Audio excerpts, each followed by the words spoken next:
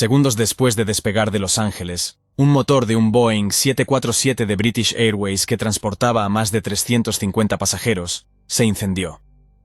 Sorprendentemente, los pilotos, en lugar de regresar al aeropuerto, continuaron el viaje programado hacia Londres, una decisión que les traería más problemas. ¿Por qué los pilotos del vuelo 268 de British Airways decidieron no regresar al aeropuerto de Los Ángeles tras el inquietante incendio del motor? ¿Lograrán sobrevivir a la adversidad y alcanzar su destino? ¿O en cambio, se desatará una tragedia en pleno vuelo, llevándolos a aterrizar en un lugar inhóspito con un desenlace aterrador? La tensión se acumulaba mientras cada segundo contaba. Esta es la historia del vuelo 268 de British Airways. 20 de febrero de 2005. Aeropuerto Internacional de Los Ángeles. 352 pasajeros y 18 tripulantes abordaron un Boeing 747 de British Airways en el Aeropuerto Internacional de Los Ángeles, Estados Unidos, con destino al aeropuerto de Londres. El vuelo tendría una duración de alrededor de 11 horas, y debido a su duración, contaban con 3 pilotos a bordo: el capitán, que se sentó en el asiento de la izquierda, el primer oficial sentado a la derecha, y otro primer oficial sentado en el asiento adicional detrás de los 2 pilotos. Este último estaría a cargo de relevar a los otros pilotos durante el vuelo para que pudieran descansar. El capitán, un experimentado piloto de 46 años, contaba con un impresionante historial de 12.680 horas de vuelo, de las cuales 1.855 se habían acumulado específicamente en el Boeing 747. Su vasta experiencia no solo reflejaba su dedicación y profesionalismo, sino también su habilidad para manejar situaciones complejas. El avión, de 16 años de antigüedad, era un Boeing 747-400. Estaba equipado con 4 motores turbofan Rolls-Royce RB-211524G. El Boeing 747-400 tenía aproximadamente 16 años de antigüedad, y hasta ese momento había acumulado alrededor de 62.000 horas de vuelo.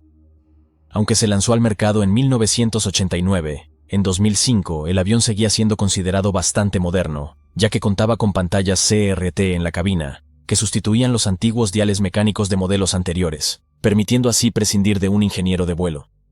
Especialmente debido a la iluminación nocturna, la cabina parecía salida de una película de ciencia ficción.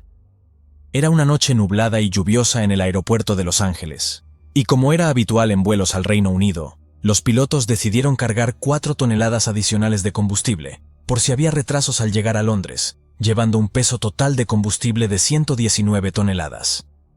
Una vez realizado el embarque y la carga de equipaje, el vuelo 268 se retiró de la puerta de embarque, alrededor de las 9:10 de la noche.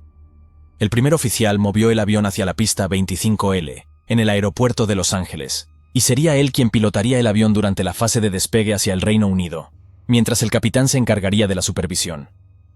Hasta ese momento todo iba según lo previsto. En la cabina, los pasajeros se preparaban para el largo vuelo nocturno, y la mayoría intentarían dormir hasta llegar a Londres al día siguiente. Ni los pasajeros ni la tripulación podían prever lo que sucedería segundos después de que el avión despegara. Poco después de las 9:20 de la noche, el primer oficial alineó el avión en la pista y activó los potentes motores del 747 para el despegue. El avión aceleró por la pista y poco más de un minuto después, el primer oficial lo elevó al aire. En ese momento, ocurrió algo inesperado. El capitán accionó la palanca del tren de aterrizaje y un fuerte ruido sordo sacudió el avión. El primer oficial notó que el avión se inclinaba hacia la izquierda, y los pasajeros vieron que había llamas bajo el ala izquierda. De inmediato, los pilotos identificaron el problema en el motor interno izquierdo, el motor número 2, que había sufrido una sobrecarga de potencia. Esta sobrecarga, causada por una interrupción en el flujo de aire a través del motor, generó fuertes explosiones y aumentó peligrosamente la temperatura de los gases de escape. El capitán reaccionó rápidamente y redujo la potencia del motor número 2, poniéndolo en posición de reposo. En ese momento, el controlador de la Torre de Los Ángeles informó a los pilotos que observaban llamas saliendo de la parte trasera del motor. Aunque el capitán ya había experimentado una sobrecarga de motor en vuelo, los otros 2 pilotos solo lo habían visto en simulador. A pesar de que la situación era alarmante, no se consideraba una emergencia en sí misma, ya que el Boeing 747 puede volar sin problemas con solo 3 motores. Sin embargo, si el incendio o la sobrecarga comenzaban a afectar a otros motores, el riesgo sería mucho mayor. No obstante, los pilotos tendrían que declarar una emergencia. El capitán declaró un pan al control del tráfico aéreo, que es el paso previo a declarar una emergencia. Esto indicaba que los pilotos necesitaban ayuda y que la situación era urgente, pero sin llegar a declarar que las vidas de los ocupantes estaban bajo una amenaza inminente. El controlador indicó a los pilotos que girasen y se mantuvieran cerca del aeropuerto, ascendiendo a 5.000 pies, 1.500 metros, para tener margen suficiente y poder resolver el problema. No era el mejor comienzo para un vuelo que duraría 11 horas. Tras unos minutos, con el avión estabilizado a 5.000 pies, 1.500 metros, los pilotos empezaron a planificar sus próximos pasos. El mejor escenario sería lograr que el motor funcionara correctamente de nuevo. El capitán entregó el manual de referencia rápida al primer oficial que estaba sentado en el asiento auxiliar, detrás de él. Este comenzó a leer los procedimientos para que el capitán los ejecutara, mientras el primer oficial principal pilotaba el avión. El capitán activó el encendido continuo en el motor 2 para garantizar un suministro constante de energía. Luego, aumentó gradualmente la potencia del motor, con la esperanza de que pudiera recuperar su rendimiento máximo poco a poco. Sin embargo, tan pronto como el capitán movió el acelerador hacia adelante, el ruido anterior se reanudó, indicando que no podrían reiniciar el motor. Aún así, existía una posibilidad. Quizás simplemente no había suficiente aire entrando en el motor, ya que las sobrecargas ocurren cuando se altera la delicada proporción entre la mezcla de aire, combustible y el encendido. El primer oficial aumentó la velocidad de la aeronave, esperando que el flujo adicional de aire hacia el motor permitiera que éste funcionara correctamente. El capitán intentó nuevamente mover el acelerador del motor número 2, pero el ruido sordo volvió a escucharse. Los pilotos se dieron cuenta de que había un problema serio en el motor, y que no podrían hacerlo funcionar de nuevo. A regañadientes, el capitán mantuvo el acelerador en posición de ralentí, y cortó el suministro de combustible del motor número 2. En ese momento, el vuelo 268 volaba con 3 motores. Con la parte técnica de los problemas resuelta, los pilotos debían tomar decisiones, y para esto ya no se basarían solo en listas de verificación, sino en su propia experiencia. Si hubieran estado pilotando un avión bimotor, como el Boeing 777 que British Airways también utiliza en vuelos de larga distancia, la decisión en este punto sería clara. Con un solo motor en funcionamiento, simplemente liberarían combustible y regresarían a Los Ángeles. Sin embargo, en un avión de 4 motores, perder un motor no es tan crítico como en un bimotor. Esto complicaba la situación, ya que con 3 motores en funcionamiento, existía la posibilidad de que pudieran llegar a su destino en Heathrow. Los pilotos tenían que tomar una decisión. ¿Debían continuar el vuelo hacia Heathrow? ¿O por el contrario lo mejor sería regresar y aterrizar en Los Ángeles? Para resolverlo, primero necesitaban más información. El capitán pidió al primer oficial que estaba en el asiento auxiliar que fuese hacia la cabina de pasajeros para informar al jefe de los auxiliares de vuelo, conocido como director de servicio de cabina, y para que observase a través de las ventanas de los pasajeros posibles daños en el motor. Mientras tanto, en la cabina de mandos, el capitán y el primer oficial comenzaron a evaluar todas las opciones. Lo primero que necesitaban determinar era si el avión podría llegar a Heathrow con solo 3 motores. Aunque los motores restantes les permitían seguir volando, no generaban suficiente potencia para mantener la altitud de crucero habitual, donde el consumo de combustible es más eficiente. Debido a la pérdida del motor, tendrían que volar a una menor altitud, donde el aire es más denso y el consumo de combustible es mayor. Tras programar la pérdida del motor en el sistema de gestión de vuelo, la computadora indicó que llegarían a la zona de Heathrow con 7 toneladas de combustible restante, una cantidad superior a las 4,5 toneladas requeridas legalmente. Desde esta perspectiva en base al combustible, los pilotos estuvieron de acuerdo en continuar hacia Heathrow. Sin embargo, había mucho más que considerar además del combustible, como la posibilidad de que fallara otro motor en ruta, o que el motor averiado comenzara a presentar más problemas durante el vuelo sobre el océano. Mientras evaluaban estas posibilidades, el primer oficial se acercó a una ventana del lado izquierdo del avión para intentar ver algo, pero en la oscuridad apenas había visibilidad. Algunos pasajeros mencionaron haber visto llamas en el motor, y un pasajero que era piloto comentó que creía que el motor había sufrido una sobrecarga. Estos informes de los pasajeros resultaron más útiles que cualquier cosa que el primer oficial pudiera observar desde la ventana. En la cabina los pilotos continuaron deliberando. Al monitorizar los instrumentos del motor, pudieron ver que el motor 2 giraba normalmente, lo cual indicaba que no había sufrido daños estructurales significativos. No había señales de fuego ni problemas adicionales, ya que el suministro de combustible había sido cortado. También razonaron al comentar que si algo más saliera mal, no tardarían en saberlo. Lo positivo de esto era que su ruta hacia el Reino Unido sobrevolaba zonas donde abundaban los aeropuertos de desvío. Si surgía un problema en las próximas horas, podrían aterrizar fácilmente en Minneapolis, Chicago, Boston o en otros aeropuertos. Por esta razón, no había una justificación clara para volver a Los Ángeles.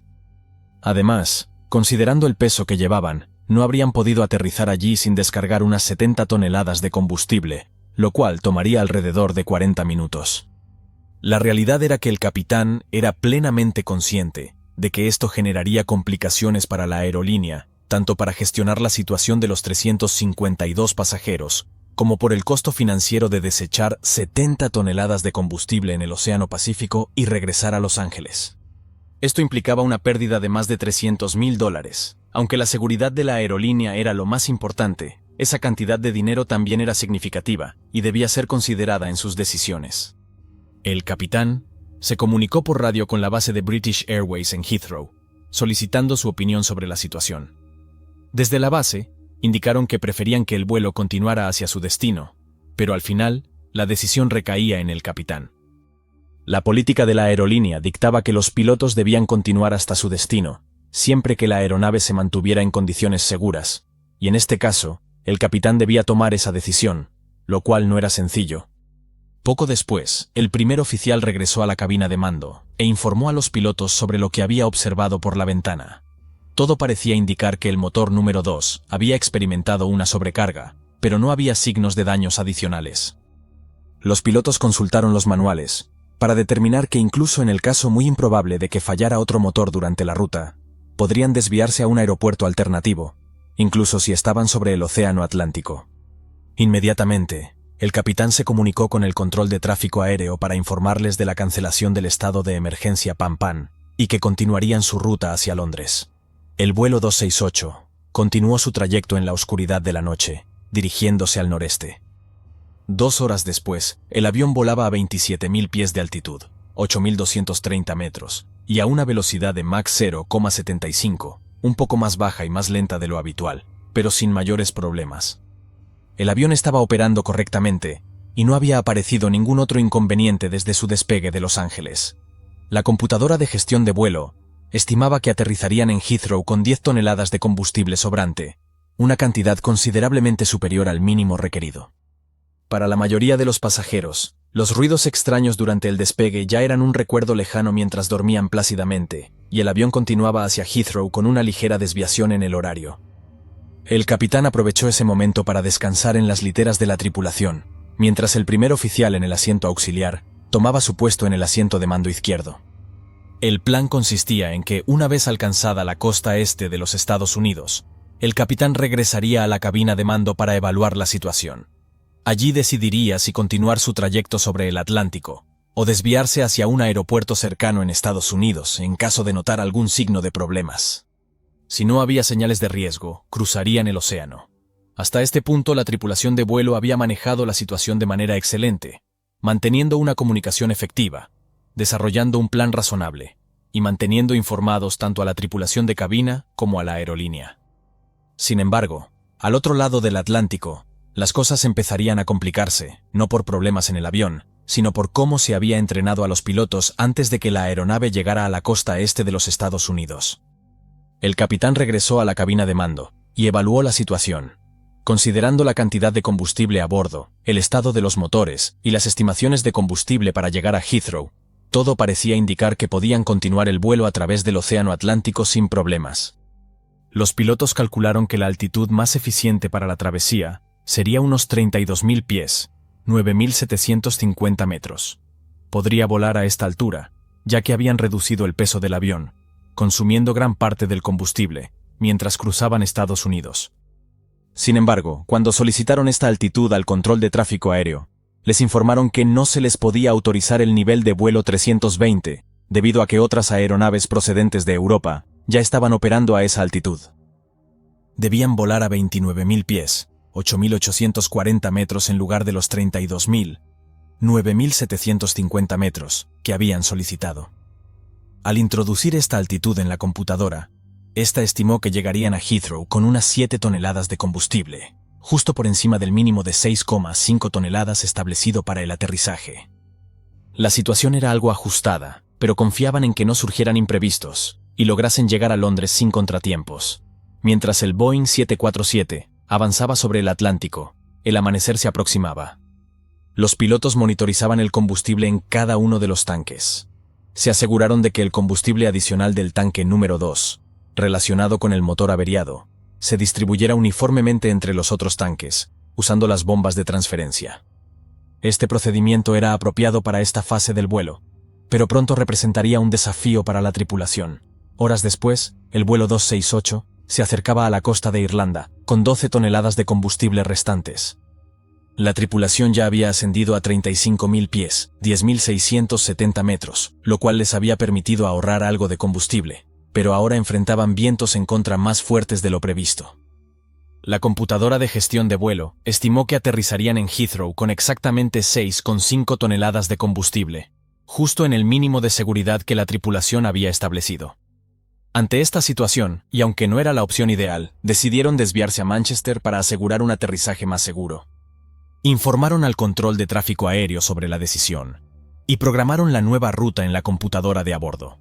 Esta calculó que aterrizarían en Manchester con 7 toneladas de combustible, solo 500 kilogramos más de lo que habrían tenido si hubieran aterrizado en Heathrow, su destino original. Sin embargo, los márgenes de seguridad existen por una razón, y el ignorarlos ha causado numerosos accidentes en el pasado, por lo que la tripulación comenzó su desvío de inmediato. Pero en ese momento, surgió un problema inesperado. El tanque número 2 dejó de transferir combustible al resto de tanques. Dado que ya estaban volando con menos combustible del recomendado, no poder acceder al resto del combustible en el tanque 2 complicaba aún más la situación. Por segunda vez en el vuelo, el capitán declaró un pan al control de tráfico aéreo, indicando la necesidad de prioridad para el aterrizaje.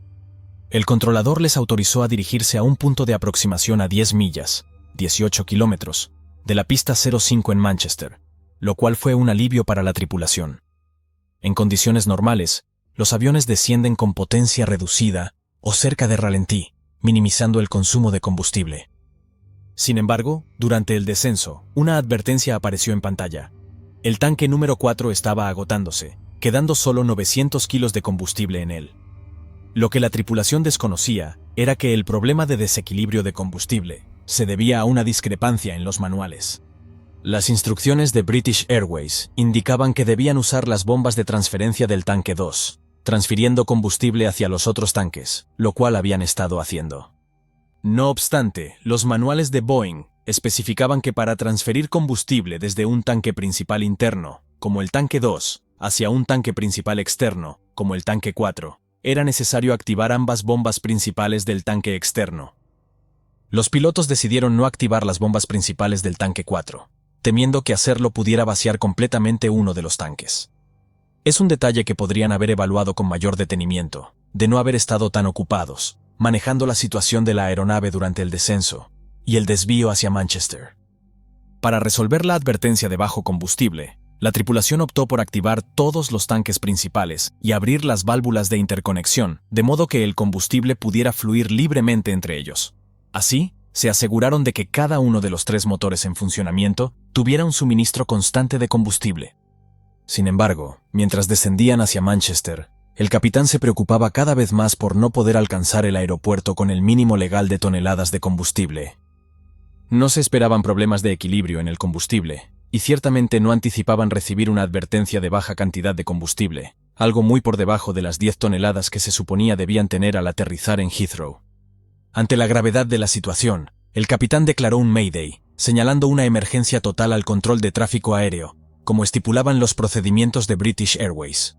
El primer oficial se retiró, y el capitán asumió el control del avión. Mientras tanto, los pasajeros solo sabían que se estaban desviando hacia Manchester. En la cabina de mandos, la tensión aumentaba a medida que pasaban los minutos, y los pilotos se concentraban en configurar el avión para el aterrizaje, monitorizando constantemente la situación de combustible. El primer oficial se encargaba de las comunicaciones por radio, mientras que el otro primer oficial, desde el asiento auxiliar, apoyaba a los pilotos con la carga de trabajo adicional que la emergencia suponía. Tras un vuelo lleno de tensión, el vuelo 268 finalmente tocó tierra en Manchester a las 5:04, hora local, llevando a salvo a sus 352 pasajeros y 18 miembros de la tripulación. A pesar de los obstáculos, lograron aterrizar con 5,8 toneladas de combustible, apenas el mínimo requerido. No obstante, la historia no terminó ahí. La Administración Federal de Aviación de los Estados Unidos presentó una demanda contra British Airways, acusándola de operar un avión en condiciones peligrosas. A pesar de que los pilotos del vuelo 268 operaron la aeronave de forma segura y siguiendo los procedimientos establecidos por la aerolínea, la repercusión negativa del incidente obligó a British Airways a replantearse varios factores operativos al decidir si continuar con un vuelo o desviarse. Desde entonces, la presión de la opinión pública y la seguridad de sus pasajeros se convirtieron en prioridades cruciales para la aerolínea. Según el entonces jefe de seguridad y protección, Tim Stitz, hoy en día, bajo circunstancias idénticas y tras consultar con el Departamento de Operaciones, la tripulación optaría por desviarse a un aeropuerto cercano. Las investigaciones sobre este incidente, realizadas por la rama de investigación de accidentes aéreos del Reino Unido, AIB, no encontró evidencias que indicaran que la continuación del vuelo hubiera planteado un riesgo significativo.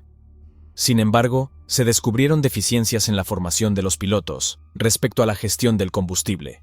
Ninguno de los 3 pilotos estaba seguro de la cantidad de combustible disponible, y sus dificultades con la gestión del combustible indicaron un conocimiento insuficiente del sistema, especialmente con 3 motores en funcionamiento.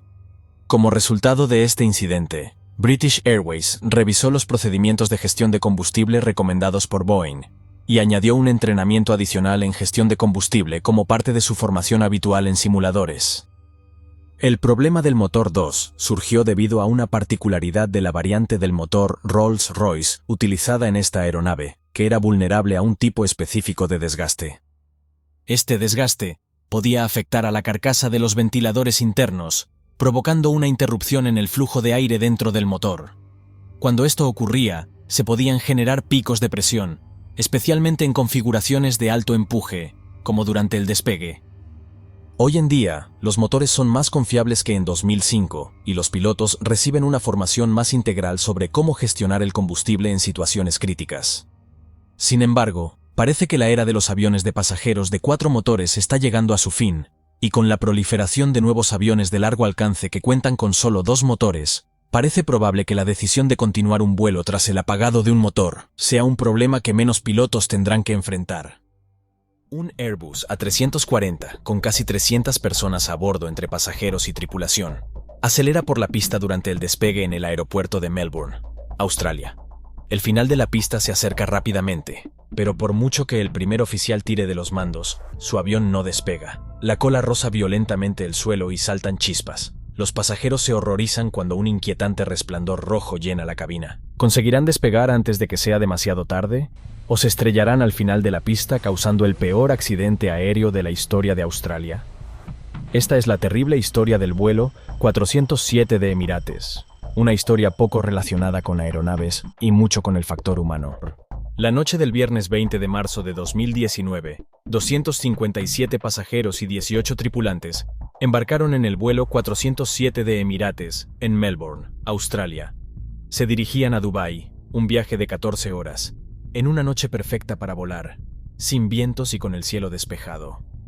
El avión utilizado para el vuelo era un Airbus A340 de 5 años de antigüedad, un cuatrimotor relativamente moderno con un excelente historial de seguridad, y uno de los pocos que podía realizar este largo viaje sin parar a repostar. Debido a la larga duración del vuelo, en lugar de 2, había 4 pilotos a bordo.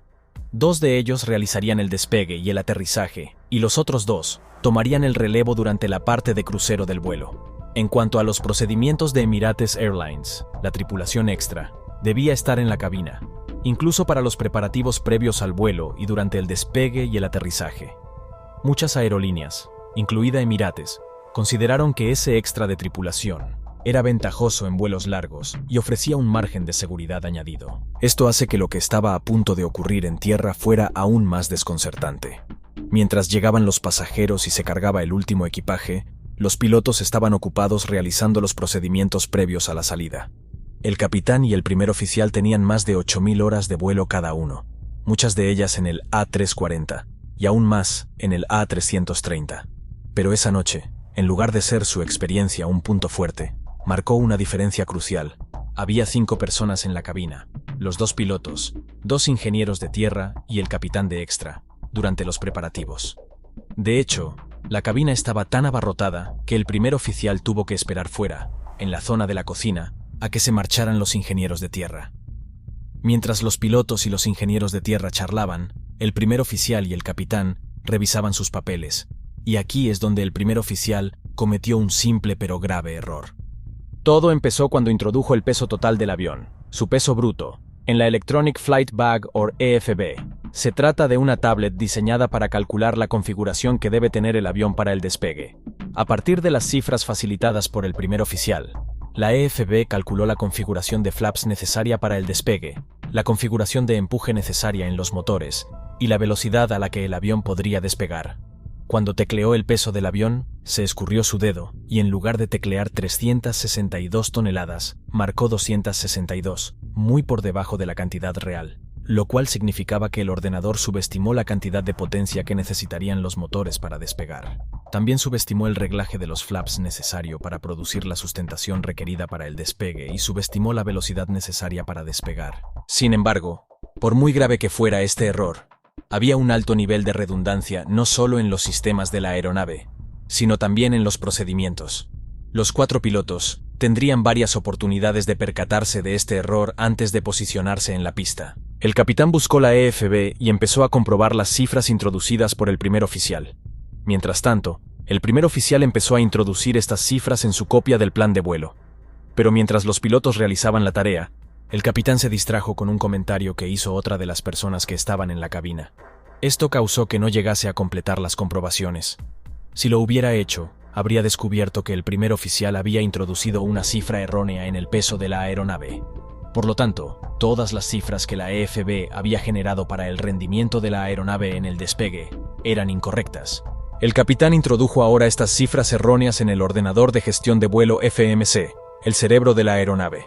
Es importante destacar que, en este punto, ambos pilotos debían comprobar verbalmente que el peso de despegue introducido en el FMC y la cifra escrita en el plan de vuelo por el primer oficial coincidían.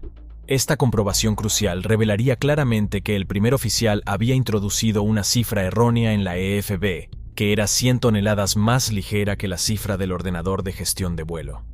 Pero esta confirmación verbal nunca tuvo lugar. Ahora había una comprobación menos entre los pilotos y el desastre. Mientras los 257 pasajeros se acomodaban, no tenían ni idea de que, en la cabina, un pequeño error se estaba escapando con alarmante facilidad a medida que se acercaban al final de sus comprobaciones. Los pilotos tuvieron una última oportunidad de detectar su error. El primer oficial leyó las cifras de su copia del plan de vuelo, y el capitán comprobó que coincidían con las del ordenador de gestión de vuelo. Cuando leyó la cifra del peso para el despegue, empezó diciendo la cifra C260 y luego leyó la cifra correcta de 362 en el ordenador de gestión de vuelo. Pero eso no importaba, porque todas las cifras de rendimiento de despegue, que se habían calculado utilizando el EFB, el iPad, se habían hecho utilizando un peso incorrecto de 262.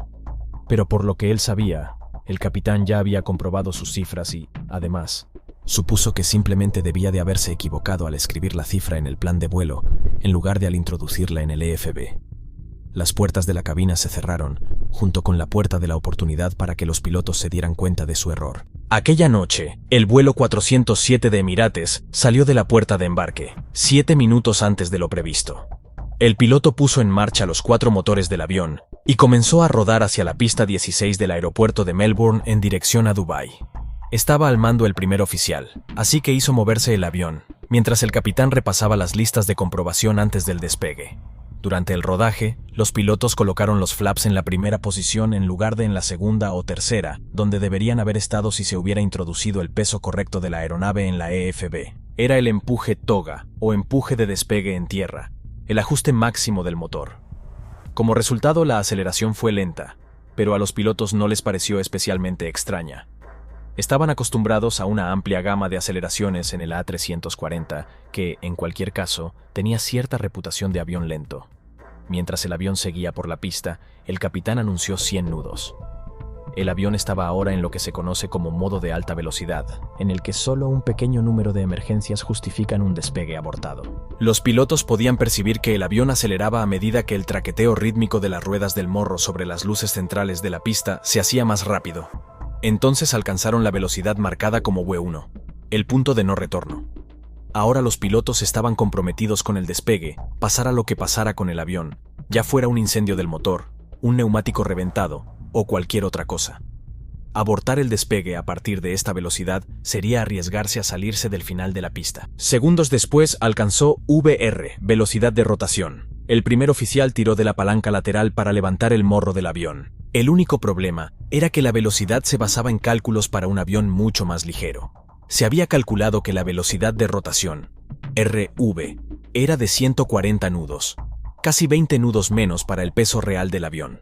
La aeronave no sería capaz de alzarse por los aires hasta que no viajara al menos a 163 nudos o 300 kilómetros por hora. Pero con los cálculos ya hechos, los pilotos tendrían que averiguarlo por las malas. El primer oficial tiró de la palanca lateral, pero el morro no se elevó. Volvió a tirar de la palanca, pero seguía sin pasar nada. El avión continuó acelerando por la pista sin ninguna señal de querer despegar. El avión estaba ahora a menos de 1000 metros del final de la pista, y la banda de luces que marcaba el límite se vislumbraba. Los pilotos se estaban quedando sin opciones. No había forma de abortar el despegue en ese momento. El capitán le dijo al primer oficial que tirara de la palanca lateral por segunda vez. El primer oficial tiró de nuevo y finalmente el morro del avión se elevó. Pero ante el horror de los pilotos, el resto del avión no lo hizo. El primer oficial siguió tirando de la palanca, y el morro se elevaba cada vez más, pero podían ver en el panel que la altura seguía siendo 0. El primer oficial, tratando desesperadamente que el avión ascendiera, siguió tirando de la palanca hasta que la cola del avión chocó contra la pista. Saltaron chispas cuando el fuselaje de la aeronave se estrelló contra la pista a casi 300 kilómetros por hora.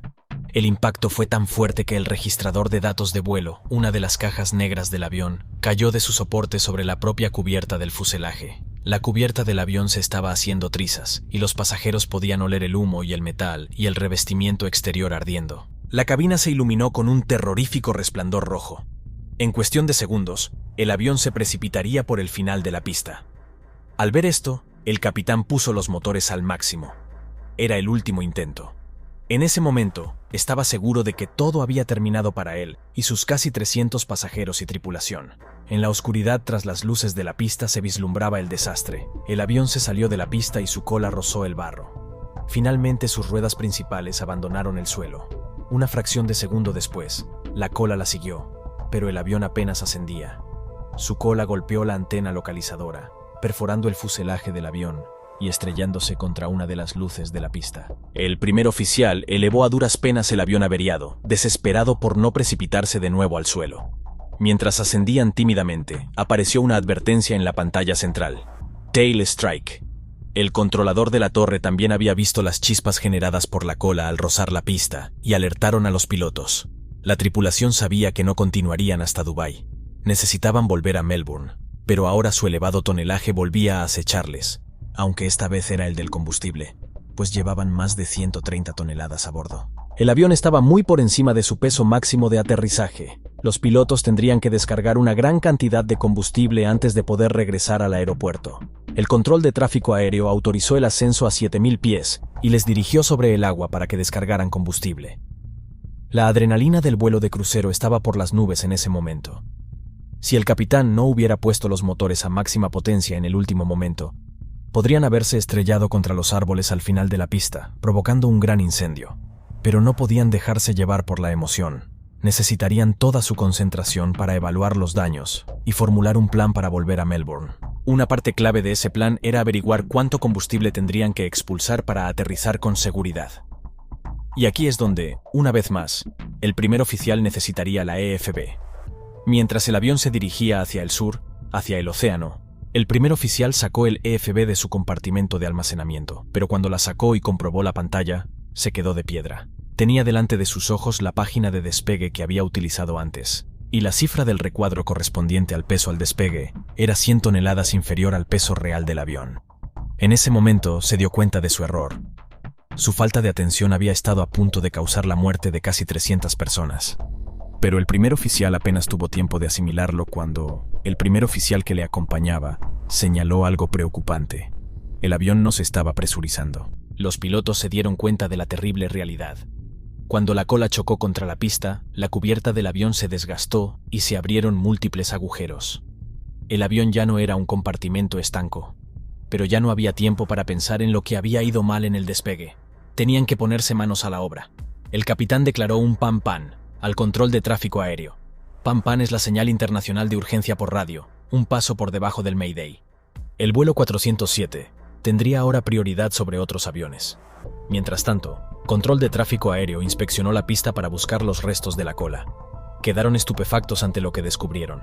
Mientras tanto, los pilotos empezaron a discutir sobre cuánto combustible debían tirar antes de aterrizar. En este punto tenían que encontrar un importante equilibrio. Por un lado, querían aterrizar por debajo de su peso máximo de 243 toneladas. Si lo superaban, corrían el riesgo de destruir el avión al aterrizar, lo que resultaba aún más arriesgado porque no sabían hasta qué punto estaba dañada la cola. Pero al mismo tiempo, para llegar a ese peso tendrían que deshacerse de casi todo el combustible. Y si, por alguna razón durante la aproximación, tuvieran que dar la vuelta y hacer un segundo, o incluso un tercer intento de aterrizaje. En ese caso, necesitarían más combustible. Pero si lo hicieran, tendrían exceso de peso en el primer aterrizaje. Al final, los pilotos decidieron descargar 80 toneladas de combustible. De este modo, su peso se reduciría a 280 toneladas, todavía por encima de su peso máximo de aterrizaje de 243 toneladas, pero con suficiente combustible de sobra por si necesitaban hacer varios intentos de aterrizaje. Esta vez, los pilotos no iban a correr ningún riesgo al calcular su peso. Entre ellos, hicieron 3 cálculos separados para el aterrizaje. 2 de ellos utilizando el EFB y 1 de ellos utilizando el manual de referencia rápida del avión. Pero, ¿por qué no se había prestado la misma atención a estos cálculos vitales en tierra? Los pilotos nunca se habrían encontrado en esta situación. De no ser por un simple error, se les había ido de las manos cuando el avión estaba en la puerta de embarque. Parte del problema era que, antes de embarcar, no se había aplicado la regla de la cabina hermética. Esto quiere decir que no se puede hablar de otra cosa que no sea el vuelo en curso. Esta regla se aplica durante las fases de vuelo de alta carga de trabajo, como las maniobras en tierra, y en cualquier momento por debajo de los 10.000 pies. Pero al no aplicar cuando los aviones están en la puerta de embarque, en la cabina hubo conversaciones no pertinentes. En ese momento, se creó un ambiente en el que la distracción era inevitable. Pero, ¿y los pilotos extras? ¿No se suponía que también debían participar en los preparativos previos al vuelo? ¿Por qué no se habían dado cuenta de que algo iba mal? Resultó que, aunque el capitán extra solía comprobar los cálculos de rendimiento del despegue con una segunda EFB, esa noche no pudo sacarla de su compartimento porque también había 2 ingenieros de tierra en la cabina, además del primer oficial extra. Por su parte, ni siquiera estuvo presente en la mayoría de estos preparativos. Había demasiadas cosas sucediendo en la cabina en ese momento para que los pilotos pudieran seguir los procedimientos por completo. Otro problema para los pilotos era que las cifras generadas por el EFB no parecían incorrectas. Estaban acostumbrados a volar en el Airbus A330, la versión más pequeña del A340, donde ese peso y rendimiento al despegue eran típicas. Los errores de cálculo que experimentaron los pilotos no eran fáciles de detectar. Pero ahora, a 7.000 pies sobre el océano, con la parte trasera dañada y un avión que no presurizaba, lo más importante eran los 257 pasajeros, que debían ser llevados sanos y salvos al aeropuerto. El controlador avisó por radio a la tripulación de que los ingenieros de tierra habían inspeccionado la pista y habían encontrado partes de la cubierta del avión y piezas rotas, entre ellas una luz y alguna antena. Fueran cuales fueran los daños del avión, debían de ser graves. El capitán se dirigió por primera vez a los pasajeros para informarles de que se había producido un impacto en la cola durante el despegue y que iban a descargar combustible y volver al aeropuerto. Muchos de los pasajeros estaban asustados. El ruido de rozadura de la carrocería del avión contra la pista, unido al resplandor rojo que despedían las chispas, había sido aterrador. Los auxiliares de vuelo prepararon la cabina para el aterrizaje y los pilotos empezaron a expulsar combustible. El carburante salía de las boquillas situadas en los extremos de las alas a 5 toneladas por minuto. Para los pilotos, la única indicación de lo que le había sucedido al avión era un aviso que aparecía en su pantalla central. Para conocer mejor los daños, tendrían que preguntar a los auxiliares de vuelo. El capitán llamó a la azafata principal, pidiéndole información sobre el despegue y el alcance de los daños en la parte trasera del avión. En ese momento, la situación parecía estar bajo control. Los pilotos finalizaron el vertido de combustible e iniciaron el descenso hacia Melbourne. Sin embargo, unos instantes después, oyeron un ruido inusual.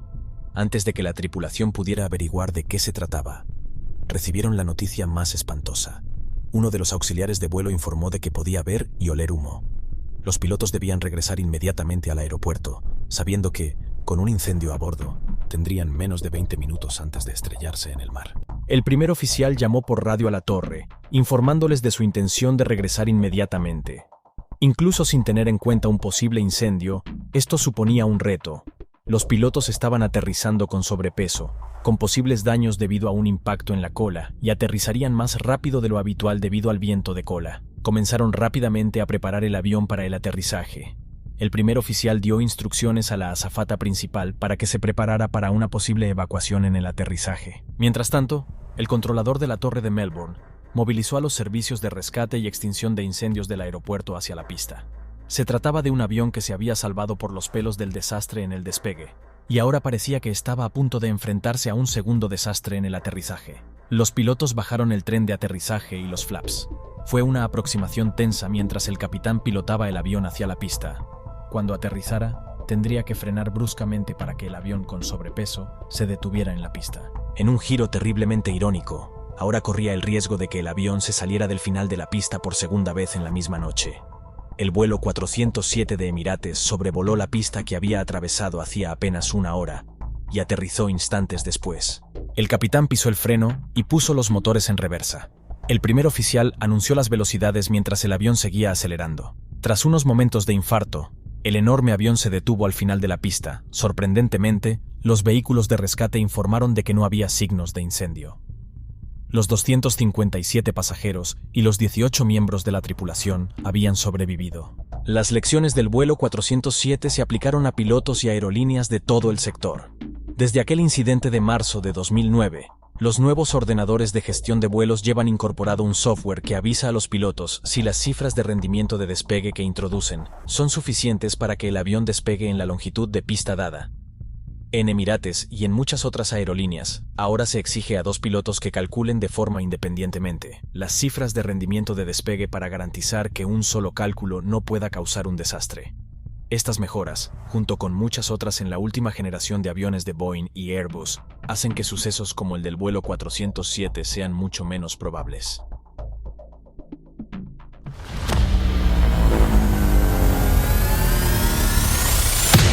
Hey, RD 101 Heavy, when you have time, can you give me the fuel remaining in minutes or in minutes? Okay, and see, it can take us down in a situation like this because we're really, stuck and there's no fuel. Es la mañana del 11 de septiembre del año 2018 y el vuelo 101 de Air India se encuentra en un momento crítico. La aeronave se acerca a la pista del imponente Aeropuerto Internacional John F. Kennedy, en Nueva York, para realizar un segundo intento de aterrizaje. Sin embargo, los instrumentos de navegación han arrojado numerosos fallos inesperados desde el inicio del vuelo, y la tensión en la cabina es palpable. Este no es solo un relato de vuelo, es una historia de decisiones humanas y comunicación con la torre de control, para manejar una situación que amenaza la seguridad de 342 pasajeros y 15 tripulantes. ¿Conseguirán los pilotos del vuelo 101 de Air India evitar la catástrofe esta vez? Acompáñanos en esta increíble historia del vuelo 101 de Air India, donde la pista de aterrizaje del aeropuerto John F. Kennedy se convierte en el escenario de un desafío aéreo sin precedentes. Aeropuerto Internacional Indira Gandhi, Delhi. 11 de septiembre del año 2018, nos encontramos en el punto de partida del vuelo 101 de Air India. Es una cálida noche, con una temperatura de 28 grados Celsius, y la aeronave con 342 pasajeros y 15 tripulantes se preparaba para su vuelo de 14 horas, con destino el Aeropuerto Internacional John F. Kennedy, en Nueva York, Estados Unidos. La ruta que seguiría el vuelo de Air India sobrevolaría países como Pakistán, la zona norte de Europa, el Océano Atlántico, Canadá y finalmente llegaría a Nueva York. La aeronave de este vuelo era un Boeing 777-300, estrenada por la compañía Air India en el año 2009. Contaba con 2 motores de alcance extendido, del modelo GE90-115B, el Boeing 777. Normalmente es pilotado por 2 pilotos, pero debido a que este vuelo tenía una duración de 15 horas, contó con 4 pilotos. 2 de ellos eran los pilotos principales, y los otros 2 como tripulación de relevo. El comandante era el capitán Rustom Palia. Estaban en buenas manos, ya que contaba con más de 3.500 horas en este modelo de avión. Junto con él viajaban el primer oficial, el capitán Vikas, el comandante Sushant Singh y el primer oficial, el capitán D.S. Bhatti, todos ellos con muchas horas de vuelo acumuladas en este modelo de aeronave. Mientras la tripulación y los pasajeros se acomodaban, los técnicos detectaron anomalías en los instrumentos de navegación durante la revisión previa al vuelo. Una de ellas era la unidad de potencia auxiliar del APU, que no funcionaba. La APU es similar a un generador, que produce la electricidad necesaria para el funcionamiento de la aeronave, en caso de que los motores principales no funcionen, por ejemplo cuando está en tierra. También proporciona ayuda para arrancar los motores. Ya que la APU no es esencial para volar, los pilotos acordaron que esto no era crítico, y decidieron continuar con su vuelo a Nueva York en esas condiciones. Antes de partir, el capitán Palia solicitó cargar combustible adicional. Esto no fue un capricho, sino una respuesta ante la posibilidad de imprevistos, debido a los problemas detectados y a las condiciones climatológicas que podrían requerir el desvío a otro aeropuerto. Esta precaución se convertiría en algo crucial más adelante. Mientras la aeronave se alineaba en la pista de despegue, la tripulación de nuevo se enfrentaba a la decisión de proceder con el despegue a pesar de las anomalías, o abortar la misión por precaución. Finalmente decidieron partir, aunque con algo de retraso. El vuelo despegó con normalidad, y al principio todo iba bien, hasta que se acercaban a la primera hora de vuelo. La aeronave se encontraba sobrevolando Pakistán, cuando apareció un mensaje de advertencia en la pantalla de mandos, que decía radioaltímetro de fuente única. Para ponernos en contexto, vamos a explicar brevemente cuál es la función de un radioaltímetro. El radioaltímetro es una especie de sensor de altura en un avión, que indica al piloto a qué distancia se encuentra la aeronave del suelo. Esto lo hace por medio de ondas invisibles que rebotan en el suelo y vuelven al sensor. Según el tiempo que tarde en volver la señal, ese determina la altura. El radioaltímetro es importante en el despegue y en el aterrizaje, momentos en los que es crucial saber a qué altura está el avión sobre la pista. El Boeing 777 lleva 3 radioaltímetros por seguridad. Esto es así por si falla un radioaltímetro. El avión dispone de otros 2 para proporcionar información precisa sobre la altitud. Pero lo que el mensaje de aviso estaba diciendo era que 2 radioaltímetros estaban fallando y solo funcionaba uno. Esto podría causar complicaciones al aterrizar. Otro inconveniente era cómo podían estar seguros los pilotos de que el único altímetro que funcionaba lo hacía correctamente. Aunque los aviones como este también tienen el altímetro barométrico como respaldo, este es menos preciso y no es tan esencial como el radioaltímetro en momentos críticos, como el aterrizaje. En el vuelo de Air India, el fallo de 2 de los 3 radioaltímetros generaba gran preocupación, ya que el altímetro barométrico no es tan fiable en situaciones cruciales. El altímetro barométrico utiliza la presión atmosférica para calcular la altura sobre el nivel del mar. Se basa en que la presión atmosférica disminuye al aumentar la altitud. Volvemos al vuelo cuando llevaba una tercera parte del trayecto recorrido. Sobrevolando el océano Atlántico, de nuevo salta la alarma indicando un segundo problema. El nuevo aviso recibido informaba que el sistema TCAST no funcionaba correctamente. El sistema TCAST sirve para evitar colisiones de tráfico. Se trata de un sistema de alerta de tráfico aéreo que ayuda a mantener la seguridad. Es muy útil en las maniobras de despegue y aterrizaje en zonas de gran tráfico, como en aeropuertos grandes como el JFK de Nueva York. Aunque no es esencial en este tipo de vuelos, puede ser muy útil para evitar problemas en situaciones de tráfico aéreo intenso, como ocurriría a la llegada a Nueva York. En este momento del vuelo, su fallo no era crítico, pero la sensación de preocupación se agravó debido a los fallos varios que estaban experimentando. No es habitual que varios instrumentos no relacionados empiecen a fallar a la vez. El APU no funcionaba antes del despegue. Los radioaltímetros comenzaron a dar fallo después del despegue, y ahora también fallaba el TCAST. La situación se complicaba, y lo que era peor, ¿podría haber algún problema mayor y desconocido en el avión que estuviera causando todos estos fallos? A pesar de todos estos fallos, lo único que podían hacer en estos momentos era buscar un aeropuerto alternativo, pero dado que estaban en pleno océano, siguieron hacia Nueva York. En Nueva York eran aproximadamente las 10 de la mañana. Todo estaba nublado y llovía. El vuelo 101 de Air India tenía asignada la pista 4R. El METAR indicaba una visibilidad de 1/4 de milla para la pista y una visibilidad vertical de 200 pies. El vuelo Air India 101 estableció contacto con la torre de control cuando entró en el espacio aéreo de Nueva York. Good morning, Air India 101, final 4 right.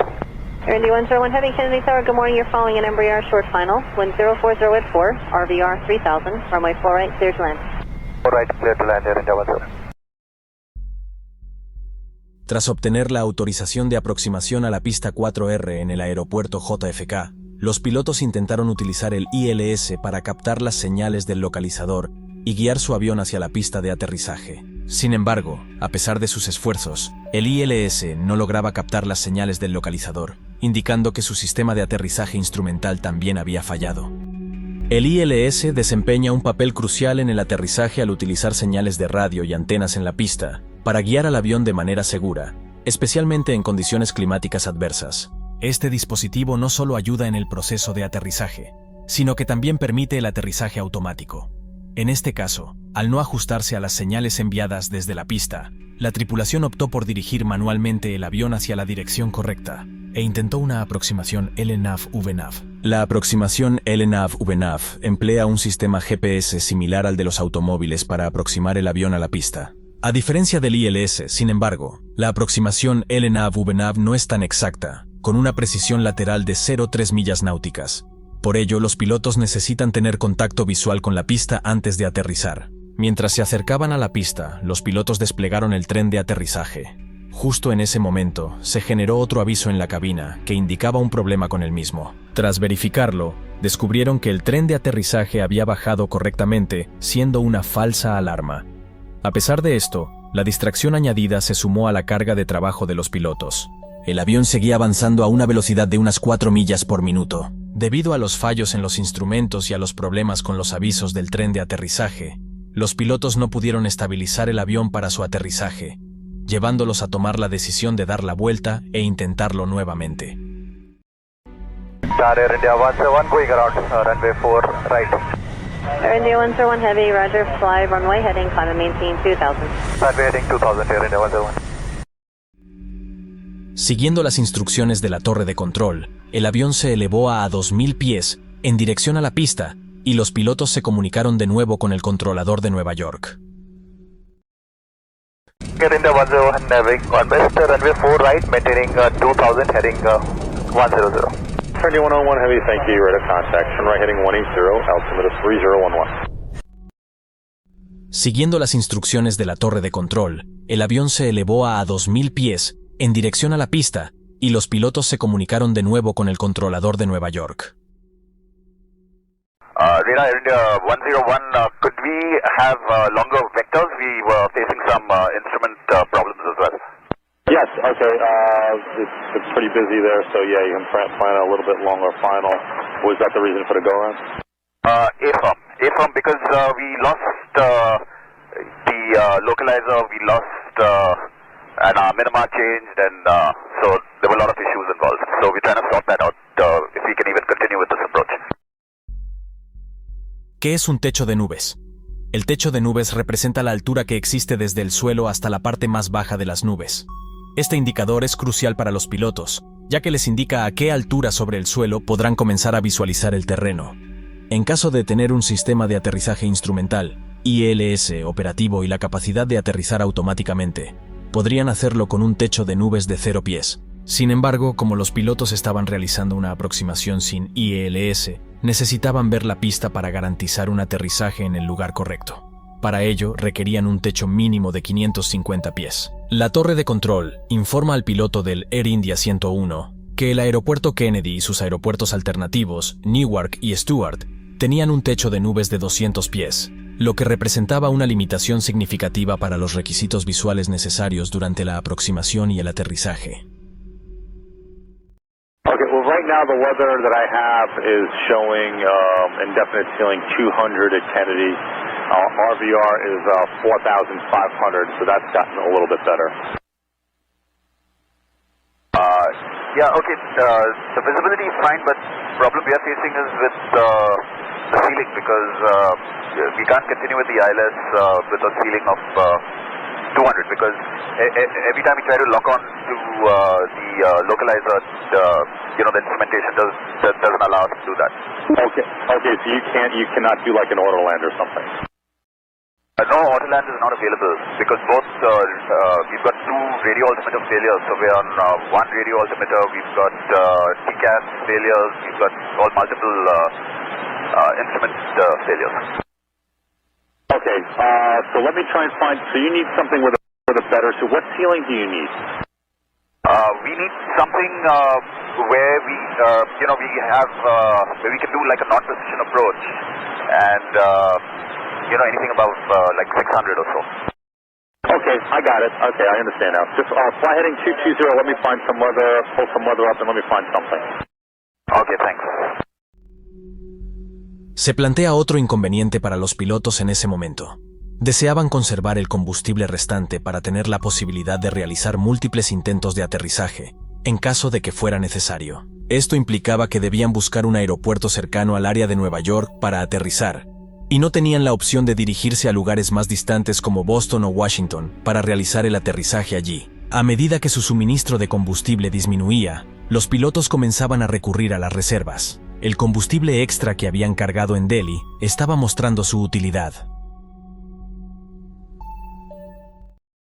And just before I go away, what was your potential alternate?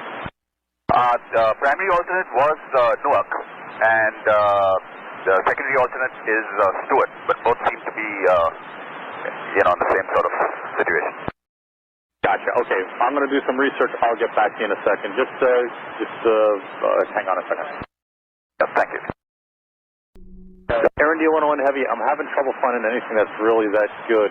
I have Albany is 600 feet overcast, and Boston, Logan would be 500 overcast. I'm trying to find Washington Dulles is at 200 feet also. Okay.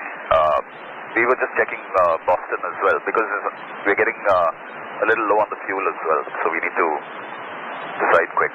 And we're burning quite a lot in this altitude. Get higher, we can burn a little less fuel, and then I believe Pittsburgh is 2,500. 2005, that's, we'll have to just check for the fuel as far as Pittsburgh goes. Hey, Aaron, D101 Heavy, when you have time, can you give me the fuel remaining in minutes, or in minutes? Yeah, we'll just get back to you. Okay. Aaron, D101 Heavy, I think based on the weather that we have in the area and based on the forecast that I'm seeing, I think Bradley, Kilo Bravo Delta Lima will be your best option. Okay, and what's the ceiling there? Okay, right now the ceiling at there is 500 overcast, and then the forecast is calling it for it to get better after, between now and 1500 Zulu, it should get a little bit better. They're saying 1,500 feet at 1,500 Zulu. Okay, the other thing that we could try over here, because we've got a trend showing it's the ceiling at JFK is also improving a bit. I could try a VNAV approach, a quick VNAV approach over here. Okay. And see, it can take us down in a situation like this because we're really, stuck and there's no fuel. And I'm showing Newark just had a special, and they're showing 400 overcast. They just had a special at 1205 Zulu, so about 6 minutes ago. Okay. Yes, sir. The weather came up to 400 feet overcast at Newark. La torre de control de salidas comunicó a los pilotos un nuevo informe meteorológico especial, METAR, publicado por Newark, indicando que la altura del techo se había incrementado a 400 pies. Ante esta información, los pilotos tomaron la decisión de intentar aterrizar en Newark, a pesar de que el techo de 400 pies aún estaba por debajo de los 550 pies necesarios, por lo que esta situación presentaba grandes riesgos.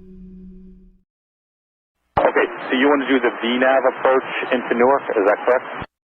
That's right. That's the only option that we have because,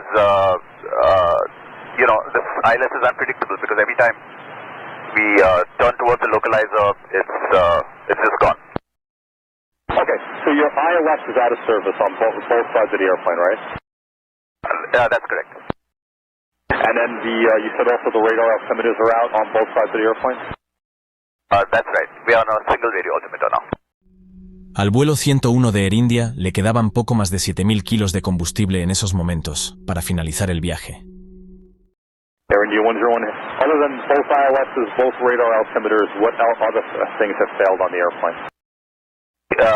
Basically here we've got single source radio altimeter, we've got TCAS failure, no auto land, wind shear system, auto speed brake, and APU is unserviceable as well. Okay, Air India 101, so just when you get a chance, give me the people on board and the fuel on board, please. We have total of 370 and fuel, we are 7,200 kgs, India 101. Esta pregunta del controlador les recordó lo crítica que era su situación en ese momento. El vuelo 101 de Air India entró en contacto con la torre de control del aeropuerto de Newark en este momento, donde se les asignó de nuevo la pista 4R. Estaban preparados por si se complicaban las cosas y requerían asistencia en el aterrizaje. Air India 101 Heavy, emergency personnel will be standing by. Thank you, India 101. Truck 1, while we wait here, nature of emergency is a computer failure. Aircraft type is a Boeing 777 Whiskey model. 270 souls on board and 72,000 kilos of fuel. Tras más de 14 horas de vuelo, bajo una gran tensión y escasos de combustible, estaban intentando aterrizar el Boeing 777, completamente cargado de pasajeros, en uno de los corredores aéreos más transitados del mundo, además con varios de sus instrumentos vitales sin funcionar. Para rematar la situación, el clima no acompañaba y solo veían nubes desde la cabina, esperando que se dispersaran para vislumbrar la pista de aterrizaje. Al descender, notaron que el avión estaba más alto de lo necesario en su trayectoria ideal. Si no corregían esto pronto, tendrían que dar una segunda vuelta y consumir más combustible del que disponían, lo cual no se podían permitir. De forma majestuosa, el capitán Palia corrigió la trayectoria inclinando el morro hacia abajo, pero esto hizo que el avión acelerara más, y el avión se situó a una altura demasiado baja. Los controladores, al notarlo, alertaron urgentemente a los pilotos. Finalmente atravesaron las nubes a 400 pies, pero para más tensión, se dieron cuenta de que estaban demasiado alto y desviados hacia la derecha. El capitán Palia ajustó el vuelo dirigiendo el morro hacia abajo y hacia la izquierda, logrando alinearse con el centro de la pista, para aterrizar finalmente sin problemas en el aeropuerto de Newark. Minutos después del aterrizaje, se desató en el aeropuerto una tormenta eléctrica. Por los pelos se salvaron. Si el capitán hubiera retrasado su aproximación o necesitado dar una segunda vuelta, habría sido imposible aterrizar, llevando a este vuelo al peor de los finales. Los informes finales de Air India sobre la investigación del incidente del vuelo 101 no muestran la causa exacta de los fallos de los instrumentos. Sin embargo, se sospecha que el ordenador principal de la aeronave, responsable de controlar sistemas técnicos, diagnósticos y mantenimiento, pudo ser el causante de todo este caos. Este caso muestra la vital importancia de seguir los controles de seguridad al pie de la letra y no forzar el despegue con errores aunque en un principio se pensase que no eran vitales. El vuelo 101 de Air India estuvo al borde de la catástrofe, pudiendo haberse evitado abortando el vuelo antes de la salida, ante los fallos detectados en la aeronave. Incluso se pudieron haber desviado a otro aeropuerto, tras el segundo aviso de fallo.